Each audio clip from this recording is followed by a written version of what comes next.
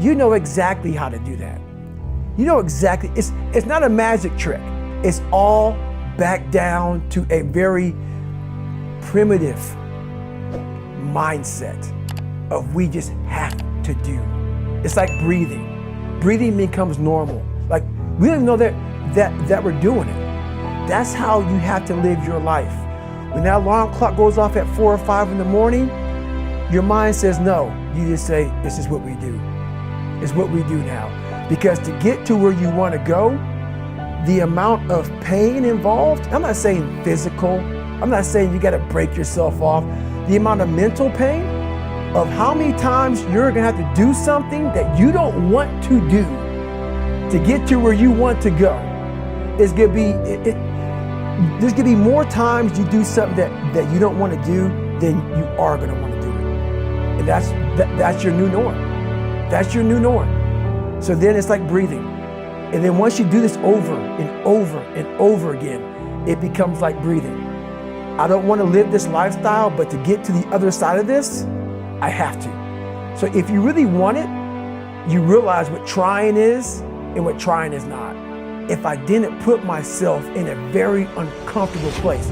We all look for toughness. We all want it, but we look for it in a comfortable environment.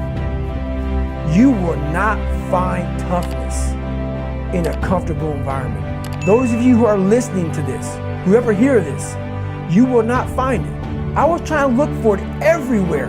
The only way you find it is to drown yourself in a position where you're just out of sorts, where you can't swim and you're drowning. You're drowning.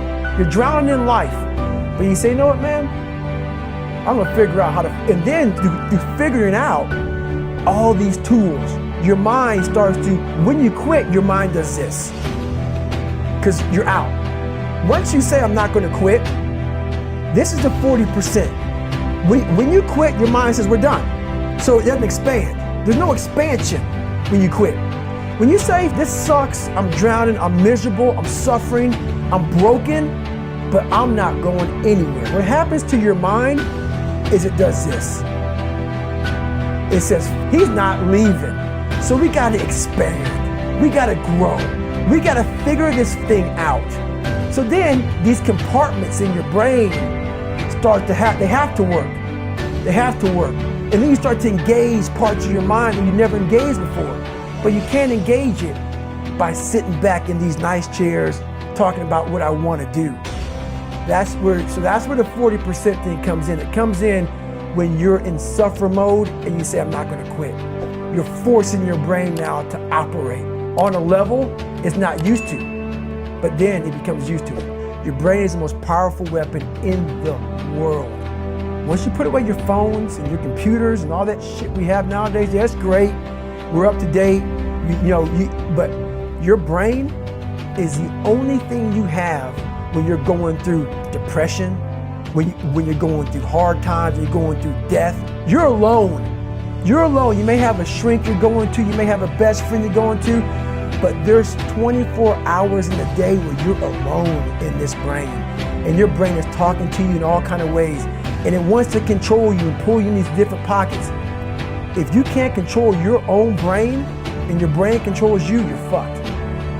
You gotta tell your brain where you wanna go and how you wanna go and how you wanna get there. You gotta control it. If not, it's over.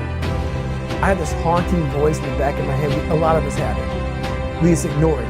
And it was there for years. So I knew in the back of my mind that I could pull off this whatever.